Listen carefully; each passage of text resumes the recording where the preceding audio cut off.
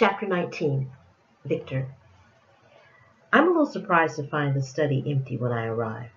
I pour myself a glass of Luke's favorite blood red, a little mix of AB and O negative, and settle myself before the fire. I sense the presence of multiple bodies, and I know I'm not alone. At least I have a few moments of solitude before the onslaught begins. I hold up the crystal goblet and stare at the crimson fluid. This substance has been my kind's problem.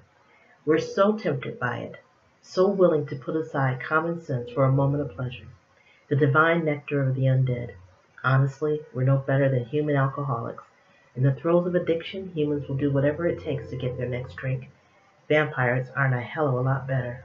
I proved that tonight with Kelsey. Yes, you did. The barbed baritone voice comes from behind me.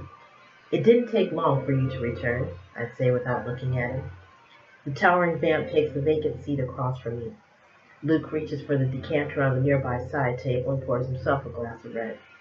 He takes a long sip, licks his well-shaped lips, and studies me like a specimen for dissection. Luke sets the glass down.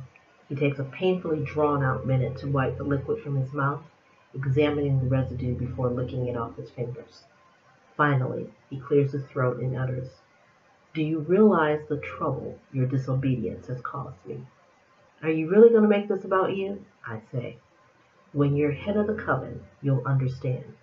Every action you take reflects on me. As the leader of the council, it's a lot worse.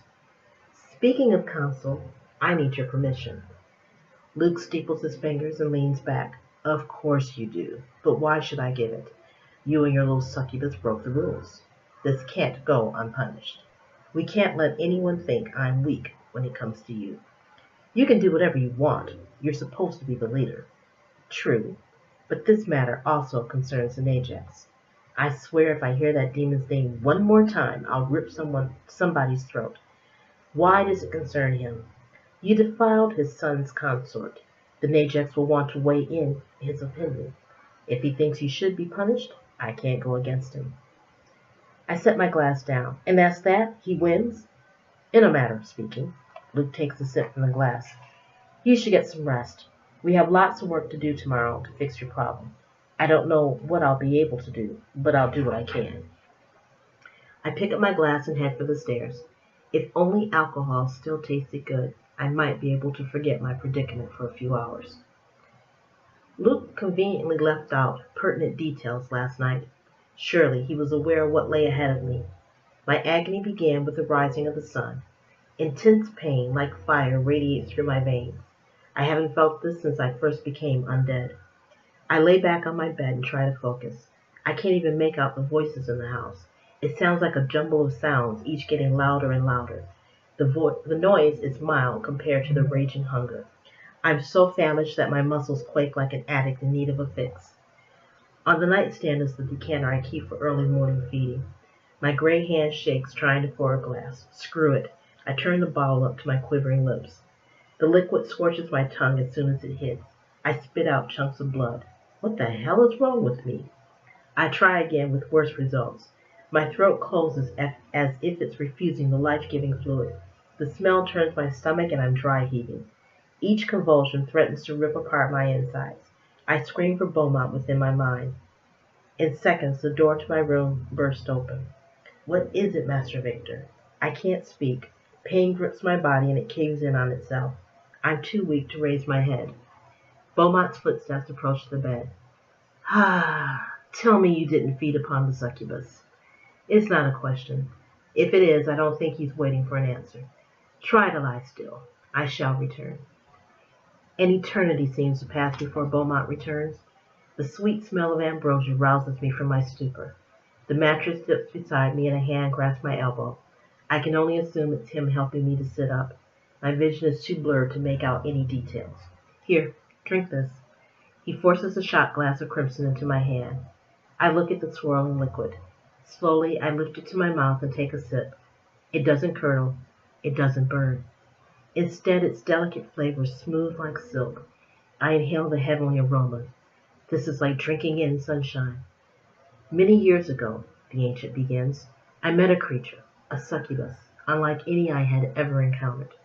I was entranced by her, like you with your succubus. I desired her so badly that I dreamed of her every night. My days were filled with a longing to be with her.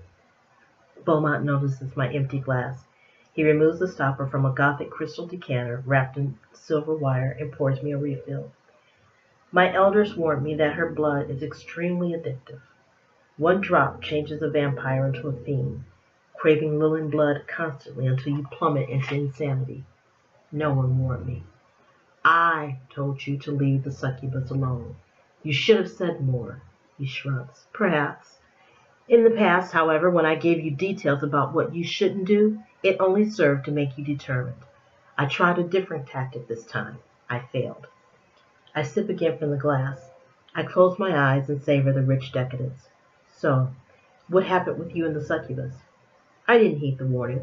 The next time the succubus attempted to seduce me, I allowed her. I sunk my fangs into her delicate neck and drank heavily. I became a raving lunatic the following day. An elder saved me from the torture with what you're drinking there. I licked my lips. What is it? A blend of succubus and vampire blood. But it isn't a cure. The only remedy for this curse is killing the girl you tasted. If you don't kill her, you'll have to turn her. Only then will you lose the craving. I grip the glass so tight it shatters. I can't kill her. Then you'll have to try to turn her. Try? It's not easy to turn Lila. Their DNA fights it. At best, you might end up with some type of hybrid. Will that be enough to end the suffering? That remains a mystery. What about your succubus? Beaumont places the decanter on a tray and walks to the door. You didn't answer me, I remind him. I wasn't in love with her. I did what I had to do. You should be thankful that I did.